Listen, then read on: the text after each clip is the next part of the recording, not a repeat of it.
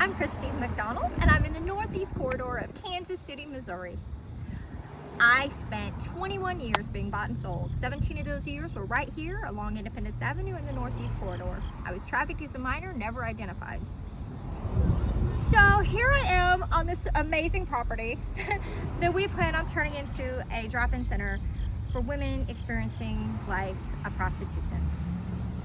For me, this is a very important and valuable effort. I feel like it's a huge gap in our service provisions in the greater Kansas City area, and I know there's a need. I've been doing street outreach and engaging with women on the streets since 2007. And, you know, for me, there were plenty of opportunities that a safe haven for just a few hours could have been a tremendous blessing on my journey. In fact, maybe even could have saved my life on some opportunities where my life was at risk. I would have had a safe place to go, to seek shelter, to grab a sandwich, to get a fresh change of clothes, to take a shower, to be met with dignity. You know, back in the 90s, when I was on the streets, my pimp, I'll never forget, it was in the summer and it was so hot.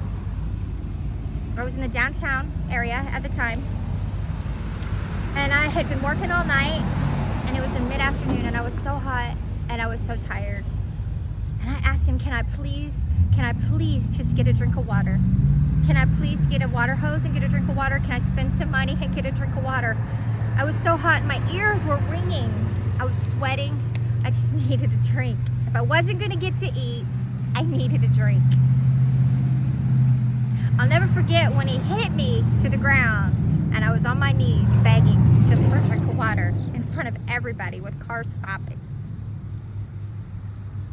He beat me really bad that day and I worked all night. The next day I knew the drop-in center for homeless people downtown, which no longer exists, would be open. I knew that would be a safe refuge where I could get a drink of water and I could freshen up in the bathroom. I walked my way down there and I was greeted by one of the workers there, Miss Jeannie. I was covered with handprints all over my legs of bruises. And she said, sweetie, why don't you come into my office? And I went in there and I was so tired. And she started pulling down the shades and she started collecting her things. She walked to the door and stopped. And I said, may I sit? And she said, sweetie, I'm gonna go out in the lobby and I'll work with the clients out there. I'm gonna turn out the light and you can sleep here.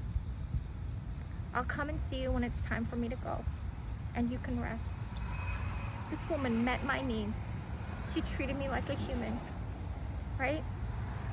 My needs were met that day, but when she came and woke me up at 5 o'clock because they were locked in the building, I had not had enough sleep. I was still hungry, and I was a little dazed. I pulled myself together, and I'll never forget the tears that streamed down her face as she watched me walk away. I knew as soon as I was seen, I would be expected to have money. I'm not an isolated incident. Relentless Pursuit has an amazing vision and dream and passion, not only to see the eradication of selling of bodies in the greater Kansas City area, but connecting to the humanity of these women whose trust has been violated and harm has been inflicted. One of the very first ways we can do that is building relationship by creating a safe refuge for them to get a drink of water, a sandwich, a shower, a clean change of clothes. Have someone look them in the eye and say, I see you, I care. Join us at Relentless Pursuit and be a part of the eradication of the selling of bodies in the greater Kansas City area. Learn more about us and our mission at www.rpo.org.